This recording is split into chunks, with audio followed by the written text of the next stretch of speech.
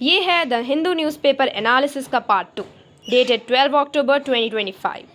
अगर आपने पार्ट 1 नहीं देखा है तो पहले उसे ज़रूर देखिए। इस वीडियो में हम बाकी के इंपॉर्टेंट आर्टिकल्स कवर करेंगे। News number 13। पश्चिम बंगाल के दार्जिलिंग, तेराई और डॉर्स के कई चाय बागान हाल की बाढ़ और भूस्खलन में बुरी तरह प्रभावित हुए हैं। इंडियन टी एसोसिएशन ने कहा है कि ये बाढ़ और नुकसान जलवायु परिवर्तन का परिणाम है, जो चाय उद्योग की सबसे बड़ी दीर्घकालिक चुनौती बन चुका है।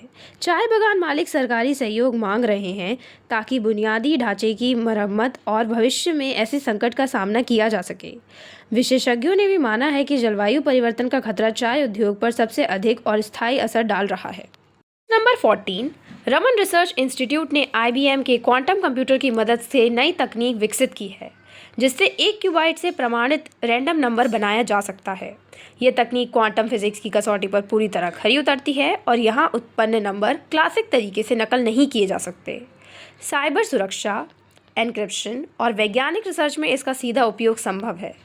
विशेष बात यह है कि यह सर्टिफाइड रैंडमनेस डिवाइस इंडिपेंडेंट होकर काम करती है और क्वांटम कंप्यूटर पर आसानी से क्लाउड प्लेटफॉर्म से भी हासिल की जा सकती है। यह खोज क्वांटम कंप्यूटिंग और AI के लिए सुरक्षित और भरोसेमंद भविष्य की नींव रखती है। नंबर 15। एक हालिया रिसर्च में पाया गया है कि उम्र बढ़ने के साथ पुरुषों के शुक्राणु में हर साल करीब 1.7 नए म्यूटेशन जुड़ते हैं। हालांकि ये बदलाव रक्त कोशिकाओं की तुलना में धीमे हैं, लेकिन कुछ प्रकार की म्यूटेशन टेस्टिस में कई गुना बढ़ जाती हैं। वैज्ञानिकों ने ऐसे 40 जीन की पहचान की जो बच्चों में विकास से जुड़े और कैंसर जैसी बीमारियों के जोखिमों से जुड़े हैं। अध्ययन बताता है कि उम्र दराज पुरुषों के स्पर्म में नुकसानदायक बदलाव की मात्रा बढ़ जाती है, जिससे आनुवांशिक रोगों का जोखिम भी अधिक हो जाता है। 16। यूरोप के ग्रेटर नोक्ट्यूल चमगादड़ों को उड़ते हुए दूसरे प्रवासी चिड़ियों का शिकार करते हुए पाया गया है, जो पहले असंभव माना जाता था। वैज्ञानिकों ने स्पेन में 14 चमगादड़ों पर सेंसर लगाकर उनकी निगरानी की और देखा कि ये चमगादड़ 400 मीटर की ऊंचाई पर उड़ती चिड़ियाओं का पीछा कर उन्हें पकड़ लेते हैं। एक केस में तो एक चमगादड़ ने यूरोपियन रॉबिन नामक पक्षी को उड़ते हुए लगातार 20 मिनट तक खाया। इन चमगादड़ों की अल्ट्रासोनिक इकोलोकेशन और मजबूत पंख उनके शिकार को सफल बनाते हैं, जबकि चिड़ियों को खतरे का एहसास तक नहीं होता।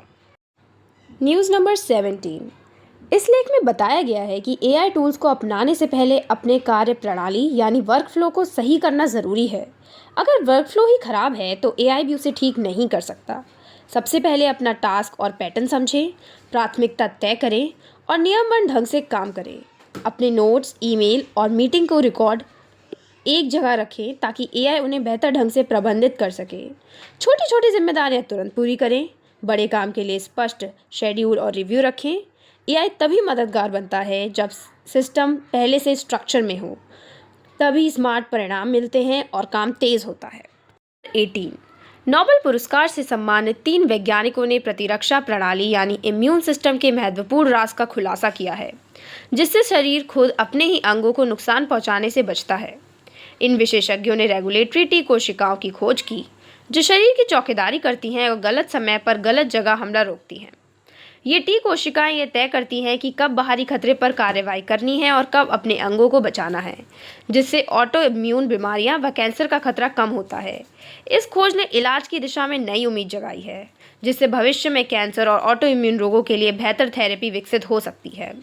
इम्यून सिस्टम के नियंत्रण की खोज पर 2025 के मेडिकल नोबेल विजेताओं को पुरस्कृत किया गया है।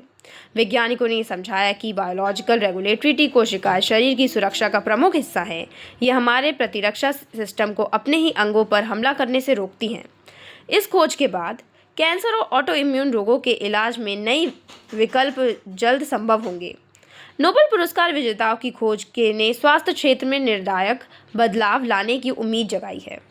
नंबर 19। 2025 के भौतिक नोबेल पुरस्कार विजेताओं ने क्वांटम टनलिंग पर रिसर्च की, जिसमें कण बिना ऊर्जा खर्च किए एक बाधा को पार कर सकते हैं, जैसे सुरंग बनाकर पहाड़ के पार निकलना।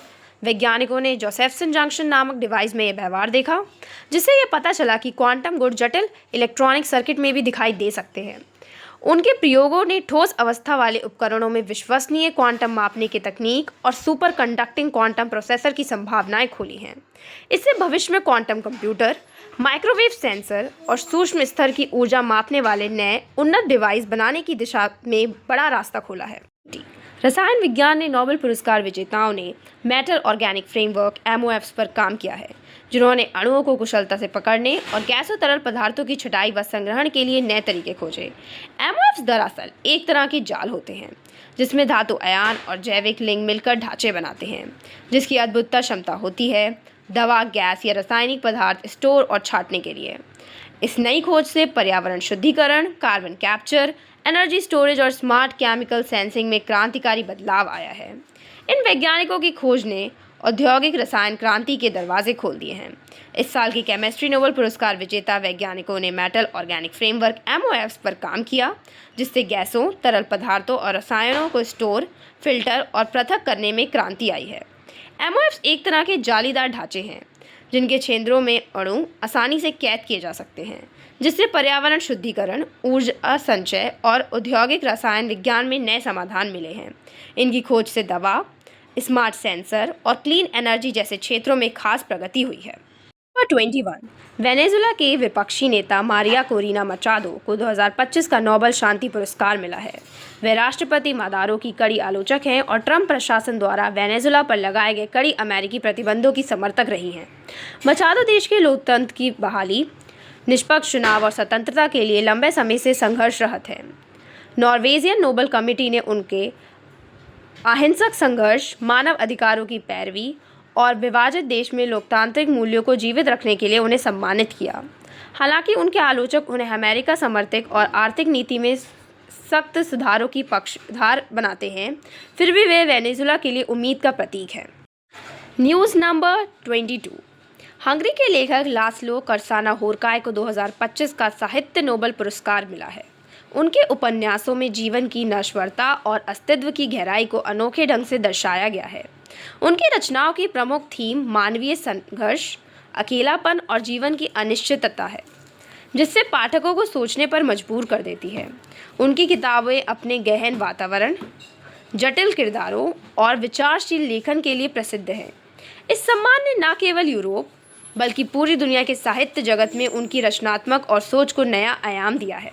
नंबर 23, दक्षिणी फिलीपींस में शुक्रवार को 7.4 और 6.7 तीव्रता के 2 शक्तिशाली भूकंप आए, जिससे कम से कम 7 लोगों की मौत हो गई।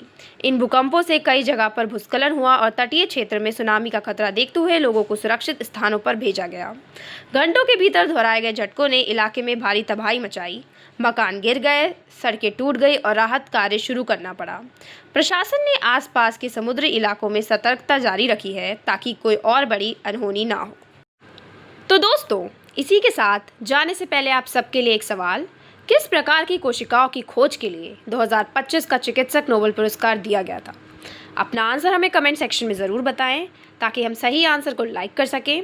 उसी के साथ साथ अगर आपको ये वीडियो यूज़फुल और इन्फॉर्म्ड लगा तो प्लीज़ हमारे चैनल को लाइक करें एंड सब्सक्राइब करें और अपने दोस्तों के साथ इस वीडियो को शेयर करें।